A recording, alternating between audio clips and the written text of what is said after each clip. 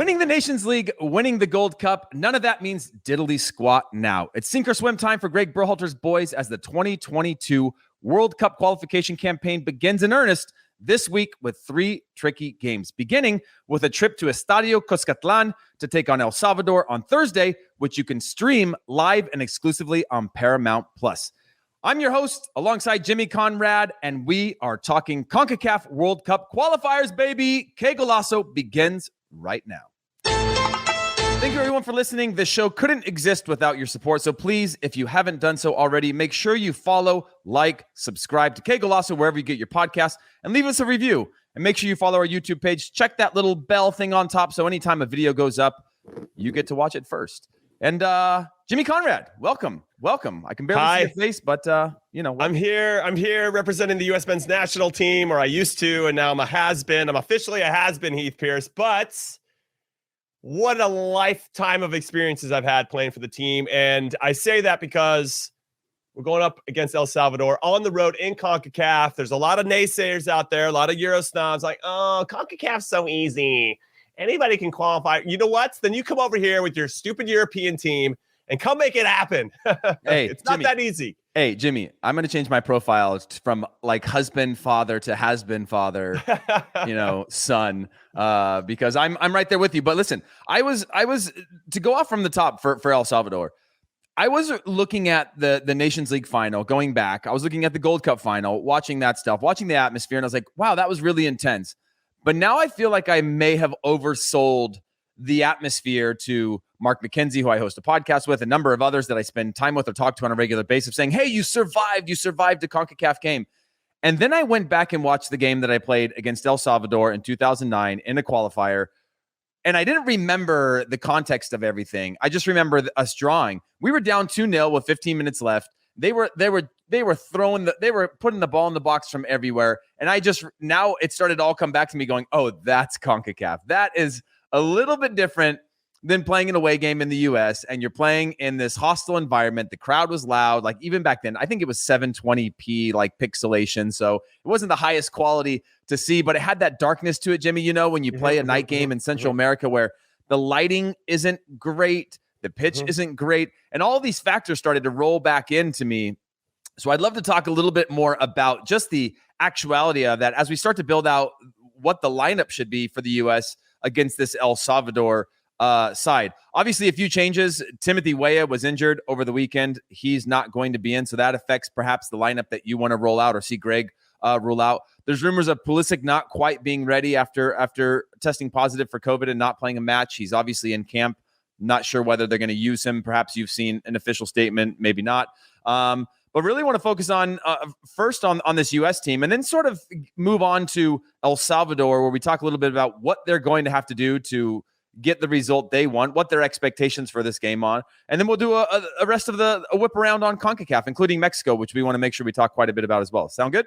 Yeah, of course. I just want to jump in and talk about the shithousery that you're mentioning when you go down and play. And it is different than playing a game in the States where, yes, maybe there aren't the majority of the fans being American, but you still get a taste of it. But when you go down to a different country and they know, especially El Salvador's case, who haven't qualified for a World Cup since 1982. And the last time they were in this last phase of qualifying was back in 2010, which is the game you're alluding to back in 2009 when we were down 2-0. This means everything to this country. I don't even know if you can really even process what that means. They, especially against the U.S., because there's still a bit of the U.S., this isn't their first sport. We can't lose to the U.S. It doesn't matter how small we are as a country or how many people we have here. We can't lose to them. I mean, they have like 17 other sports that they focus on. We can't lose to that. This is our sport. And so you have a lot of that's underlying everything. And so what you see on the field is them trying everything they possibly can to get an advantage, whether that's all of a sudden, if they get a lead, everybody's a Neymar out there. You touch them and they're rolling around like 50 times. They're wasting time. It could be in the 27th minute. If they're up 1-0, they're already wasting time. The fans are encouraging them to waste time. And that's just on the field. Off the field, I was in Trinidad for a World Cup qualifier. Casey Keller was my roommate. They called our room at 3 a.m, to try to throw us off. We were in Guatemala City. The fans were outside of our hotel. They figured out because Obviously, U.S. Soccer tries to do some of the gamesmanship and doesn't really allow people to know which hotel we're staying at. They figured it out, and they played music outside the hotel for I don't know how many hours in the middle of the night to try to throw us off. I mean, it means that much to the people. And I just want to set that up as context because it is ridiculously tough to go down there and get a result and to stay focused for a full 90 minutes because there's something crazy that's going to happen. And you have to, as a group and as an individual, know how to handle that without taking the bait. Right? I mean, everybody's been on social media. There's always that one tweet that's going to trigger you that day. Just imagine that when you're playing. And if you take that bait, it could lead to a red card. It could lead to a yellow. It could really put us on our back foot. And that's something we have to avoid. And that's going to be, I think, the biggest challenge for this group because of the roster. There's only 6 players that have World Cup qualifying experience. And Pulisic doesn't look like he's going to at least start or maybe even travel, which means we're only down to 5. So it's going to be pretty interesting to see who we roll out, how we play, and how we approach, maybe let's say the first 15 minutes of the game. Yeah, and Jimmy, I think you made a good point about just the things you can't control. And again, when I was looking back, comparing the experience of this team, they are sort of battle-hardened in CONCACAF, having put their pride on the line to win regional trophies. Mm-hmm. But now it's different. Now it is a qualifier. Now it is more of a pride of a nation. And if you go back to the early controversies of this game was potentially going to be moved. They were saying it was going to be moved to the U.S. because of just the rise in COVID cases in El Salvador. And now they have this game. They have a number of players that we know. They've done a good job of recruiting the last couple dual nationals, Eric Zavaleta, Alex Roldan, who we'll talk about. But for this U.S. side, who do you want to see in this game? I mean, well, let's start with the goalkeeper. Let's start with the goalkeeper. Okay. Let's just go line by line. Let's start with the goalkeeper.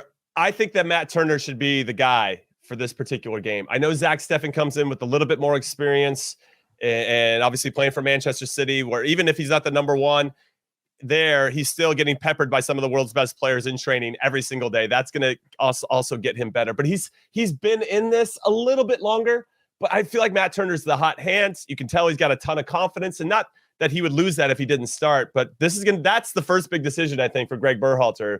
Who do I go with here? And if it's not Zach Steffen, I wonder how he'll handle that in particular, because he really hasn't done anything to lose the number one spot. It's just that Matt Turner, I feel like, has been a little bit sharper and made those clutch saves when we've needed him to make it. And he's got maybe some recency bias, right? Because we just saw him in the Gold Cup. But Jimmy, this is, and I fully agree with you. I'm going with Matt Turner there. And I like this now because we've got, you know what the national team is like. When you get into the national team, it's not about competing for a spot with your teammates per se, because you're never around long enough. You're never really in full training sessions. You got to have a plan. The coach has to have a plan in place. But if you're going purely on form, I think we're in a unique point now, including at goalkeeper, where Zach Steffen a year ago was the one, right? Because it wasn't going to be Brad Guzan because he was sort of transitioning out. But now you've got these three goalkeepers all at different points. And I think Matt Turner's the one in form. And I do think there's some recency bias, but he's playing. He's got the hot hand. He showed that he can rise to a challenge and rise to an occasion. And I think goalkeeper is one of those positions where you can go with a little bit of that rhythm and hot streak when you don't have a clear and obvious option.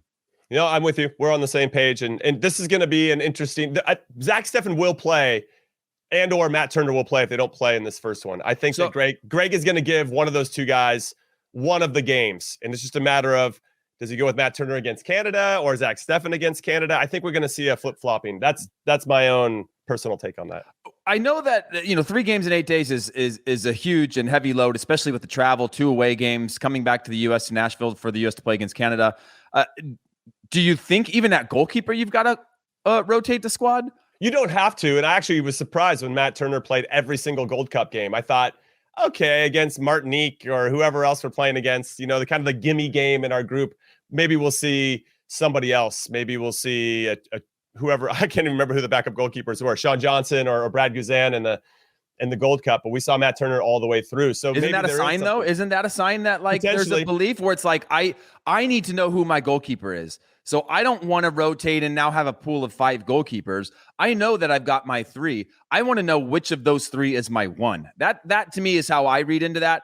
Let's move on to our the back line. Who do you have in the back line for this one? Obviously, playing this first game. You mentioned already on the weekend review where you're gonna have to play multiple players, but you want to get that first win no matter what. So I guess it depends on the formation for everybody. I'm kind of curious, and I say this because when I went back and watched a lot of the highlights for El Salvador, and a good portion actually of the El Salvador-Mexico game, where they gave up a lot of space was out wide. And so I wonder if Gregg Berhalter is going to try to take advantage of that by getting Sergiño Dest a little higher up the field and in a better starting position, which means I don't think he would put him in a back four. I think you want to get him higher, get him wide as soon as possible, and really be an outlet for us as we try to create some numerical advantages out wide. And that's where I think El Salvador is vulnerable. And you can do the same on the left side. And I say that as it sets up a back three for me. Now, the question is, Gregg Berhalter definitely has a fondness for Tim Ream. Tim Ream is a good passer of the ball. If he gets isolated 1v1 defensively, I think he's a big liability for us. And we saw that in the Mexico game when we went to a back four in the Nations League final, and he went out wide, and they scored 2 minutes later because they just ran at him and took a shot and scored. That gives me a lot of concern, I'd say, for Tim Ream. I want to see a back three of maybe Miles Robinson on one side, John Anthony Brooks in the middle, and Mark McKenzie on the other side. I thought that I want to see more of McKenzie and Brooks together, and thought Miles Robinson was really kind of our breakout star in the Gold Cup, keeping the game winner he scored against Mexico to the side. I just thought he got better and better and better as the tournament went along, and I want to almost like Matt Turner-esque. I want to see that momentum carried on into this one. Like, hey, we continue to trust you. This is a massive game for us. Let's go with that. Now, if he goes to a back four, I don't know, but I'm going to say the back three. Back three. That's on one side. Anthony Robinson is my other wing back.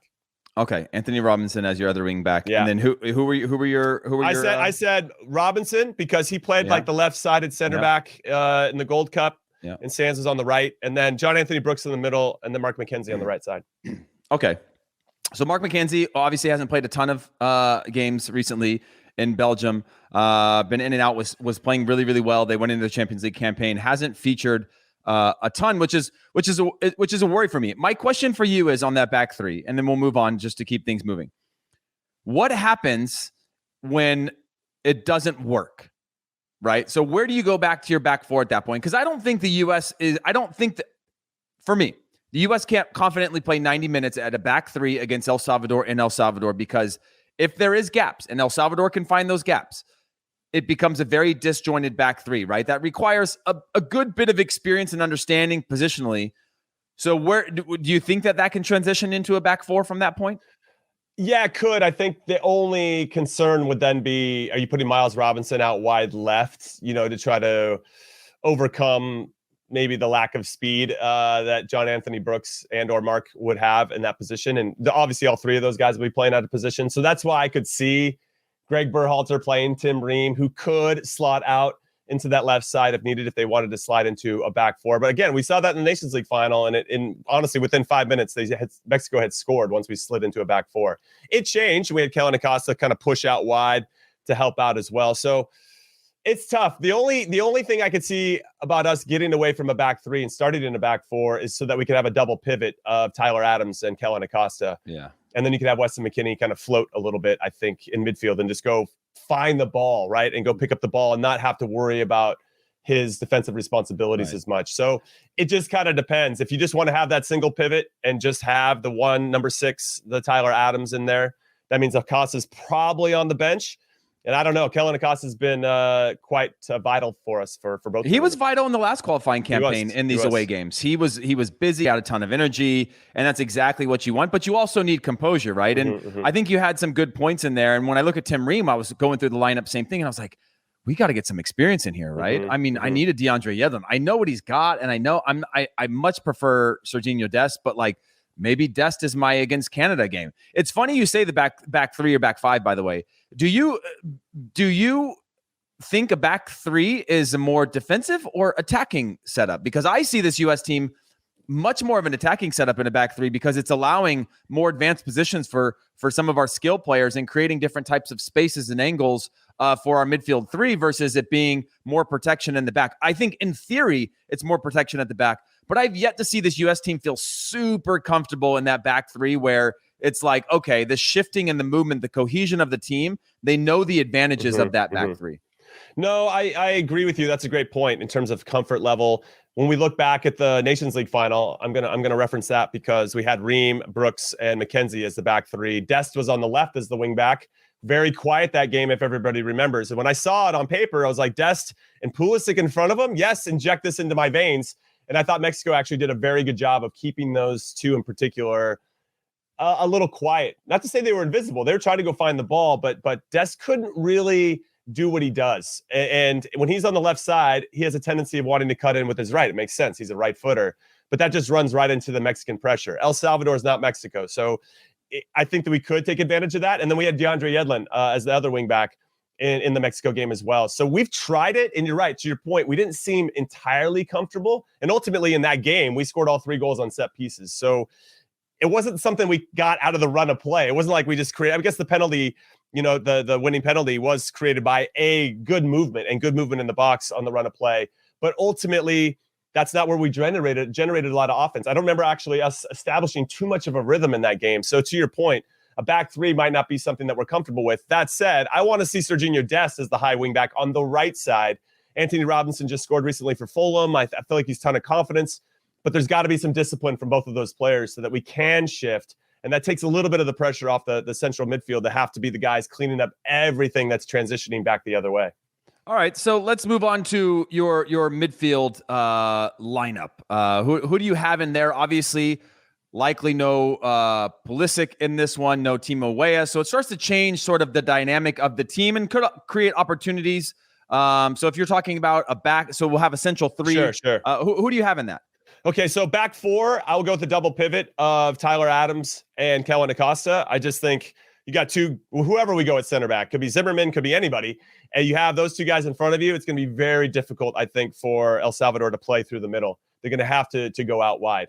But if we go into and then Weston McKennie, I think, would be the one that's kind of floating in and around. And like I said, if the ball's out one side, he can go help support that. Or when the ball goes wide, he's very good at crashing the box late. So I like Weston to have a little bit more freedom in that space. Now, if it's back five, then you only have one. I would go Tyler Adams for sure. He's already playing that and doing it well with RB Leipzig, even though he does have a partner off to his side. And Weston McKennie, I think at that point would still be in, but then you'd have to task him with pick your spots. This isn't as much freedom, but you still have some, because we just don't want to leave Tyler completely alone and isolated the whole time. That way, El Salvador, if they establish a rhythm, he could be doing doggies in the middle of the field. So on top of that, though, the next line, before we get to the number 9, I would go with Gio Reyna. And because Pulisic, whether he's an option or not, still hasn't played in a while, so he's probably not as sharp as we'd like him to be. You get him back into the team. You save him maybe as a super sub if he does travel, and then you let him start against Canada. So I would say Brendan Aronson would be my choice. And the reason I say Brendan Aronson is because when I watch him play, he has this urgency to his game. He's not wasting time. He wants to play forward quickly. He wants to break down the other team. There's no dawdling on the ball with Brendan Aronson. And that's really impressive for a player of his age, that he makes those decisions so quickly. And that's going to be very helpful, I think, for our team, because now players know exactly what the speed of the game is going to be. It's not like, we played with Freddie Adu. I'll just use Freddie Adu. Freddie Adu would get himself in great spots, very similar to what we see with some of our top players now. But then all of a sudden, he'd wait for the defender to catch up so he could beat him again. You're like, dude, just pass the ball. Just get it off your feet so that we can time our run, so that we can help support the play in a meaningful way. And he would always hold it up. Brendan Aronson is not that. Get it, play it, move. Get it, play it, move. And I love that about him. And it helps, I think, establish a rhythm with the group as well, because they know what they're going to get when they play him the ball, that you might get it right back. Be ready for it. And that's really important. I think Brendan Aronson actually is going to be pushing Gio Reyna and Pulisic throughout this World Cup qualifying campaign. I think he's got that special sauce. And I think a lot of it's because of his urgency when he plays. Now, from a Gregg Berhalter perspective, maybe you want that coming off the bench, because we saw him do that in Champions League qualifying, when he came on the first leg and the second half of the first leg, and he ended up setting up the first goal and scoring the second. So he could come in and really kind of, when a team's a little bit tired and sitting back, and come in and help unlock that with all that buzzing energy that he has. He's like the new Frankie Haydick, but the attacking side, where he's just got so much energy. You're like, dude, where does this come from? And then you find out he's, thrown down 6 cappuccinos or whatever. So those kind of be my picks right now. But obviously Conrad de la Fuente could be a good option. He's looked very sharp so far to start the season with Marseille. Even though Timo Weah, I would love to see him out there. It's unfortunate, but we have some other options, and I think that speaks to our depth. Yeah, on Conrad de la Fuente, because I think he's on the same trajectory as we saw with Brendan Aronson, right? When Conrad came in, he played, I think it was against Wales. He looked out of his depth at the national team level. This is a player who spent his entire childhood at Barcelona, right? Getting brought up to the A team, the B team, playing regular matches, doing things on highlight reels that you're like, wow, this is unbelievable. And then didn't look up to the international pace. But now since he's been at Marseille, he's been fantastic. And I don't think he's getting the love from Marseille that he should. I think he should be a week in, week out starter. Obviously, that's a big club. But is he one that you think you can rely on at this point? Or is he still one you want to massage into the team? Maybe get him in against Canada or late in a match where he can open up against a team. Because when he runs at players, he can stretch a defense. However, we've yet to see, and I think Brendan Aronson is a good example. You said all the things about him that are great offensively, but you know he's going to do the same thing defensively. He's got that engine, that sort of pride to play both sides of the ball, and he's not going to sort of be what we see with Gio Reyna, who's a pure specialist offensively, isn't going to be as disciplined defensively. And you need that in these games, right? You can't have, you know what it's like. If 9 people are pressing at this level with this kind of crowd and this type of atmosphere, El Salvador is going to flick one over, touch one behind, and they're going to all become good players. They break the pressure. Now you're running 40 yards to have to put out a fire. And so do you think Conrad could step up to this challenge? What about Ricardo Pepi as well, who's in the greatest form of any striker we have in the U.S. pool? I would say with regard to Conrad de la Fuente, the reason I didn't start him initially is because I still have this vision of 2 wingbacks. And I feel like if De La Fuente's out there, he's going to be in the way of a bombing forward wingback. So it was more about finding guys that have a natural tendency to drift inside. So I think Reyna and Aronson do that a little bit more than De La Fuente, who likes to kind of come in off the corner and drive into the box. And I feel like he'd run into a Dest, or Dest would run into him, or Anthony Robinson could potentially run into him, or George Bello, who started against Mexico in the Gold Cup. They would run into so I'm just trying to think of it from a spacing perspective. What would make sense? If we're in a back 4, then I think De La Fuente makes a little bit more sense as he can pick up the ball and run. I think he continues to get more and more confidence, but to your point, yes, of course, I want him to get more regular minutes and be more of a key player, more vital, that they trust on a regular basis. And Jorge Sampaoli clearly listens to the podcast, so hopefully he's taking notes on how we feel about Conrad de la Fuente. Now, with regard to Ricardo Pepi and getting up to the number 9 spot, Pepi, I'm buzzing, absolutely buzzing. He's with our side. He just scored 2 goals this past weekend in a Texas derby, 2 goals and an assist in the first half against Austin FC. Austin didn't do themselves any favors with some of the defending and some of the mistakes they made in the back. But what I like about Pepi is that he's got a good nose for goal, and he gets touches off of his feet. And his first goal in particular, under a little bit of pressure, good first touch, back in the net, right? The second one hits nice little volley into the back of the net. He's got a lot of confidence right now. So if he started against El Salvador, I wouldn't necessarily be surprised. But I also kind of would be surprised because I feel like Josh Sargent has done enough to warrant being our guy in this particular group, giving him a chance. He just went to Norwich. He's obviously working his tail off there to try to get a lot of minutes. And when we saw Josh Sargent against, let's say, quote unquote, inferior opponents in the Carabao Cup, he scored 2 goals. Now, they weren't the most aesthetically pleasing goals, but it gives him some confidence to get out there and to hit the back of the net and to be busy. And he kind of, all right, got that early goal out of his system. I just think he's got a lot to prove right now, Josh Sargent. He's clearly trying to prove it at Norwich to get valuable minutes as he fights to get into the starting 11. And that kind of carryover, that mentality could help us against an El Salvador team, which we could argue is kind of like playing a Bournemouth in the Carabao Cup or whoever they played, and that you have to fight and scrap and continue to make hard runs. I think that's what I liked about Sargent the most, was those hard runs he was making to try to find himself in good spots to get on the end of crosses. And I think the more that we can put El Salvador under pressure, the better off we're going to be. And that could lead to a Josh Sargent and his experience, collectively over the last few years and most recently with Norwich, really kind of taking that and spinning into something else. And then you can bring on Ricardo Pepi as a super sub if and when El Salvador gets tired. All right, Jimmy. So I know we're biased. And we have that athlete mentality where you're like, focus on ourselves. But we can't overlook El Salvador. For this match, other than the uncontrollables for the U.S., which will be atmosphere, it'll be the fans, it'll be the referee, it'll be the pitch, it'll be just the whole world they have to live in there. What's a key focus for El Salvador to beat the U.S.? Is there a single player that you have in mind? Is there a setup that you have in mind that you think can expose the U.S.? Well, I would say that first and foremost, their goalkeeper, Mario Gonzalez, has to stand on his head like he did against Mexico. They only lost 1-0 to Mexico in the Gold Cup, and they played pretty well. When I went back and looked at their chances, I was like, actually, those are really good chances they gave up, and it probably could have been a little worse. That said, I thought El Salvador had some really clean looks on goal as well, and they can hurt you on the counterattack. They have some players that aren't scared, and I think they have enough of those players now. I think when we used to play, they had one or two players like, all right, you got to pay attention to that guy. And if you can shut him down, the rest of the team just doesn't have the quality to punish you if there's any mistakes or if there's a slight gap that they can expose. But now I think they got 3 or 4. Joaquin Rivas scored 2 goals against Qatar in the knockout rounds of the Gold Cup. They ended up losing that one 3-2. But just their ability to want to come back and fight. They played a 4-4-2 in most of their games. And this one, I know it morphs into something different as they kind of absorb pressure and when they look to transition. But I think Joaquin Rivas stands out for me. You got to keep an eye on him in particular. I think he's got a lot of confidence. Eric Zavaleta, who you mentioned, was coming up to the Chivas USA ranks when we were there, so we know him quite well. But he got called in from Toronto FC. They got Alex Roldan, who you brought up as well. He's going to be going up against his brother, Christian, in this particular one. They have an American manager, Hugo Perez, who had 73 caps for the U.S. men's national team. Probably doesn't get the respect he deserves given what he did for our country, just because he came up in an era where there was not that much on TV and no social media. But if he'd come up now, you'd be like, Hugo Perez is one of the best to ever do it for our country. And he was that talented. And he's gone through the coaching ranks here. And I think he's been a little bit disillusioned with some of the politics that I think exist in the game in this country. So he went down to coach El Salvador. He's got his nephew on the team, Joshua Perez, who I grew up in LA. He used to play with my little brother. This kid was going to be the next big thing. And now he's getting a chance to play for El Salvador, and he's dangerous as well.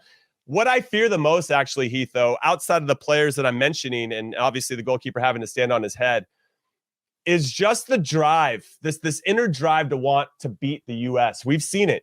We go down to Guatemala. They know that we're better on paper. They know it. They know that we're gonna be fitter in a lot of different ways, that we can outlast a lot of their stuff. But can we manage things emotionally? And that's where they try to dig at you. And not only that, if they score first, that, as you know, and you played in the game that we were mentioning before in 2009, that type of momentum is sometimes hard to slow down. And you need those leaders, as you mentioned. Maybe a Tim Ream is the right guy. Maybe you do find more guys that have more experience in this first one, because we got to win this first game. I'm sorry, we cannot start World Cup qualifying losing our first game away to El Salvador. It just can't happen. A draw, I would be upset with the draw as well, or disappointed, let's say. But we can't lose this one. We haven't played a World Cup game in over 7 years. And the disappointment of 2018, at least for me, is very raw and fresh, even though a lot of those players aren't here on this particular roster and aren't going to be moving forward. But there's just something that has to happen to get this result. And what I love, and I'm just going to jump in really quick and say, what I love, the theme that I saw, even though the Nations League group was different from the Gold Cup group, there was a theme that existed between the two of these groups. And it was, even if we don't play well, we know how to get a result. And I saw that on both sides, because we could argue if a couple things didn't go our way, we could have been knocked out of both of those and not been champion. And obviously talking about these World Cup qualifiers in a different way. So I like that we have that as our base. And I think everybody's getting around this team because they can see it as well. It's this team spirit that we haven't seen in many, many years. Yeah. Hey, Jimmy. Hi. The only other thing that I would mention is Darwin Seren injured last week, likely out. I think that's a huge loss for them. Obviously, their captain, their leader, their most experienced player that I think will have the most comfort in helping their team rise to the challenge. Do you have any betting tips for us today? It's tough. As I've mentioned before with everybody, I'm extremely biased for the U.S. I would never bet against them. So that's the thing. When I look at the lines overall, El Salvador is plus 450 to win this one straight up. I think if you're really looking at it from a value play, maybe you'd go with the draw plus 270. The U.S. is minus 187. So for everybody that doesn't know, you have to bet $187 to win 100, or bet $18.70 to win 10. It's just not as sexy to do that. But there's some value there, of course, if you wanted to do that and risk a little bit more. The over-under, they're both the same at minus 118, over 2.5 goals, minus 118, under 2.5. You know, what I'm really looking at was who scores first. I think that's super important.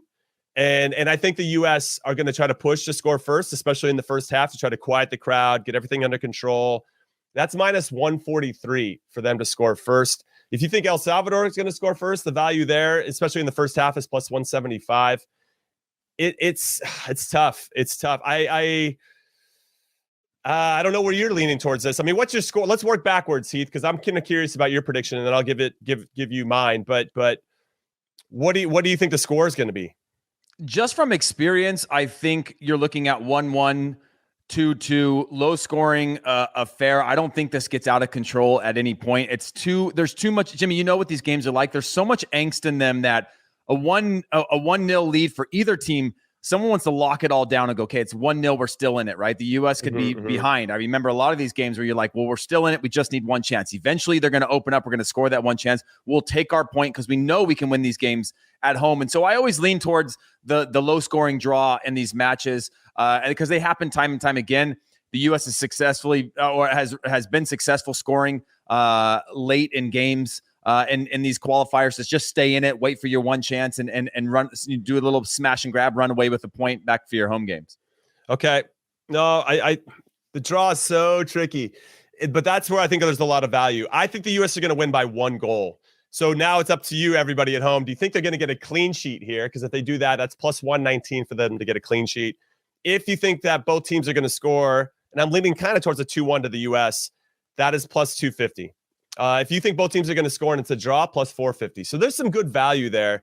And or to win to nil. If you want to win to nil, that's plus 160. If you just say USA to get a clean sheet, it can be a draw as well. But I don't see a 0-0 in this one, to be honest. Yeah.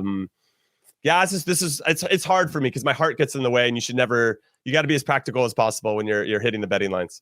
That's fair. That's fair, Jimmy. Well, we're going to take a quick break. If you're watching this on YouTube, we'll continue right through. If you're listening to this on audio, we'll come back in a minute and we'll continue our talks about these CONCACAF qualifiers, beginning with Mexico.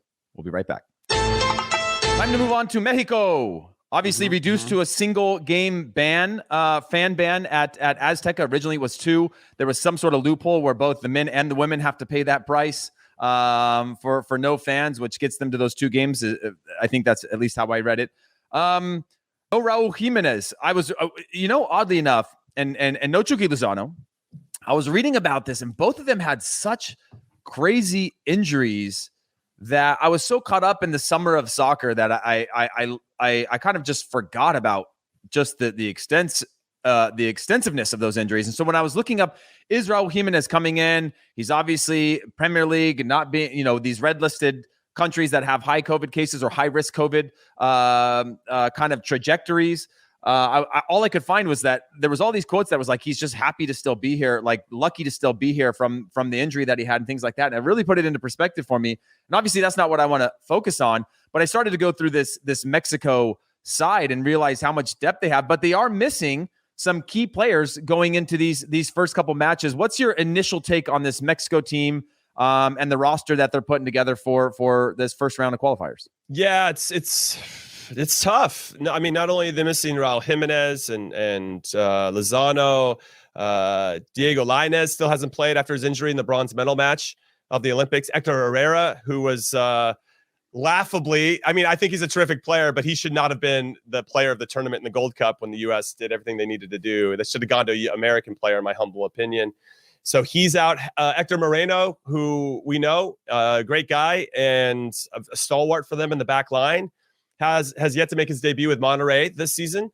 So they're missing some guys, man. And I wish we were playing them. I wish we were playing them. Honestly, this would have been when they're down. This would have been a great time to play against Mexico. That said, I think you and I are players that took advantage of when our stars were hurt, and that gave us minutes to go out there and kind of prove ourselves. And I'm sure there's plenty of players in Mexico and playing for the Mexican national team that are going to be kind of chomping at the bit to get their opportunity.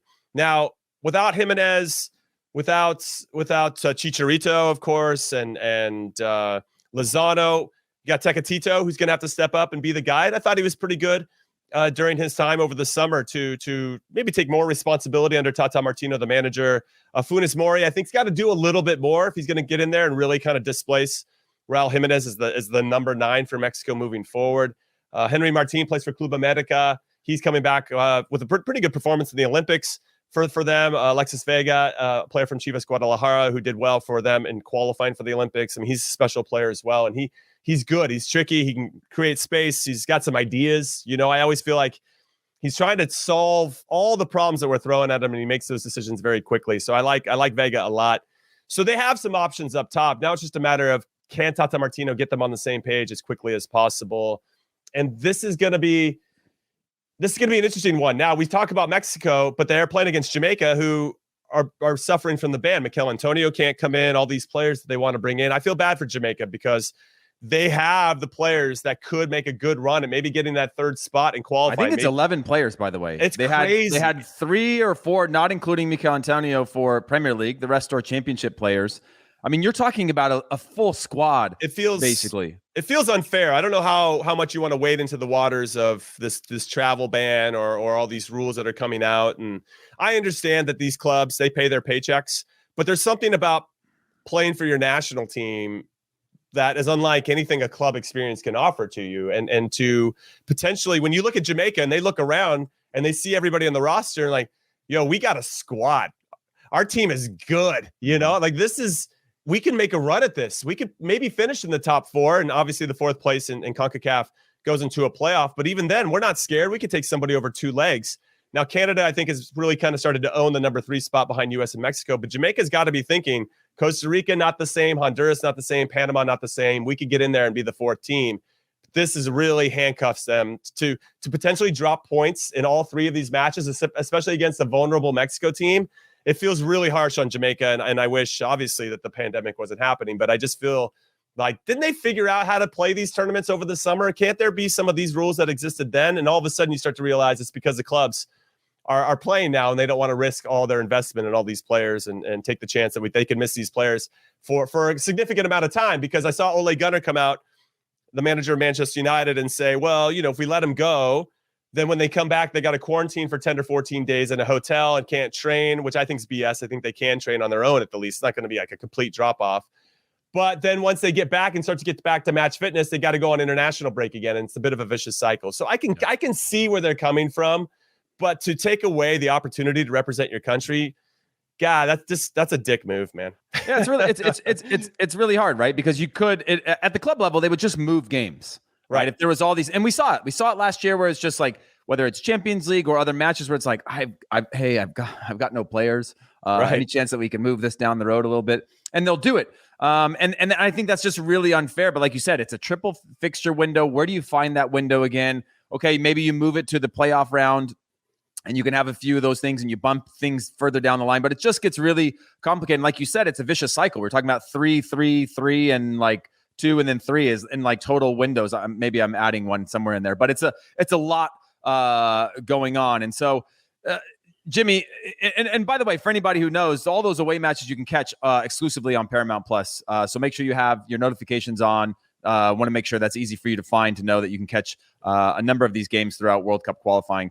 Jimmy, any final thoughts on this Mexico-Panama matchup? And then we'll go down the line on your predictions for the remaining matches. Yeah, I would say that Mexico's going to have to do the business. Them losing to or not getting a result in all 3 points against a Jamaica team that's not full strength would be very much like us losing to Trinidad and Tobago, C's team, to not qualify for the World Cup. It's just, I don't see it happening for them, especially at Azteca. They need to get a result. Whether the fans are there or not, I don't think it should make any difference. But that was just such a great opportunity for Jamaica to go to Azteca without any fans and try to get a result. And if they had the full team, I think we'd be sitting here going, I think Jamaica could steal these points from Mexico, but I don't see it happening now, Jimmy, without 11 players. Jimmy, yeah. I'm hearing the betting lines are kind of crazy for this Mexico-Jamaica one, which just shows you that it's how much the pendulum has swung the other way. Yeah, Mexico's minus 800, which I don't see lines like that when I look at Caesars Sportsbook very often. And that's only when Man City's in the 4th round of the FA Cup and they're playing like 8th division Shrewsbury Town or whoever it is. And you're like, all right, that's pretty one-sided. So to see that in a World Cup qualifier, minus 800 is pretty ridiculous. Plus 550 for the draw and plus 1,800. If you think Jamaica can pull off the miracle, you just bet $10, you win 180, or bet 100 to win 1,800. I mean, that's up to you. But that's a fun one. That's a fun one. It's a fun one. If you want to keep the stakes low, that's definitely a fun one to throw a flyer out there.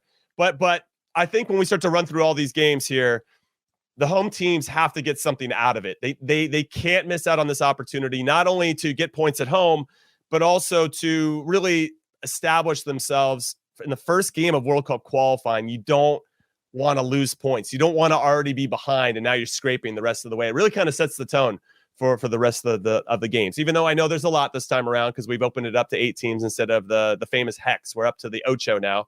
So there's going to be 14 games in total, but still, you just want to get off on the right foot, especially because everybody's dealing with these disadvantages because of the pandemic.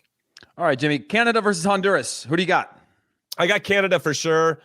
This game could be played anywhere, even in San Pedro Sula and Honduras, and I'd still think I'd go with Canada. I really like what John Hertzman's done with the team.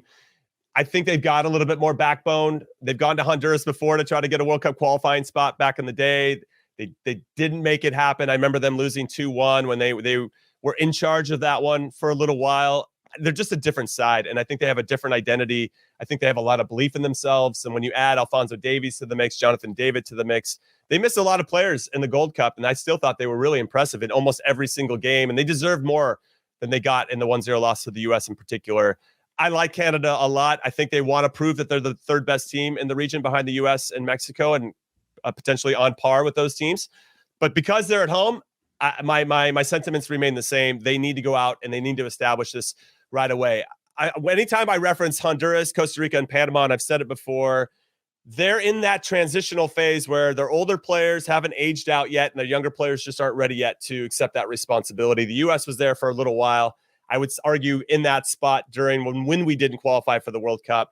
I think it's going to be a real battle between those three countries in particular as to who can still kind of get the most and squeeze the most juice out of their older players to maybe make that one last run to the World Cup. This sounds crazy, but Canada has made the most because they have Canadian teams in Major League Soccer. They have made the most out of that development, whereas they don't take foreign player spots in those domestic teams.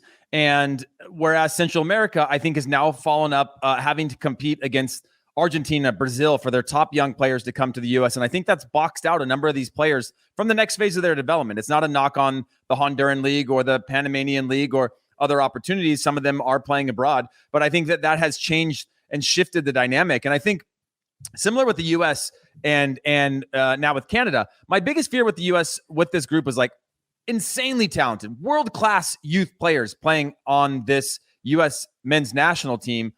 But do they have that fight of like, we don't care, we will get it done? And I think the U.S. has shown that throughout the summer of saying, let's roll up our sleeves and let's get it done. And that gives me a level of confidence. Same goes with Canada. Canada always had talented players, but there was some sort of issue. And now they've got this sort of like, we are going to make it very, very hard for you. We don't care if it's pretty. We don't care if it's ugly. We'll try to play, but if the game doesn't give us that, we'll knock it into the corner, fight, scrap for everything. We'll get our chances. And I think that traditionally has been a good recipe for qualifying in CONCACAF. That discipline over everything, that mentality over everything, where just trust the process. You will get your few chances, because that's how I remembered it. I don't remember ever once going down for an away game. Home games are different, but going for an away game and feeling like, let's play them off the pitch. It was fight, get your chance, get out of there, come back, win your home games. And there was a recipe, there was a math equation that gets you into a World Cup.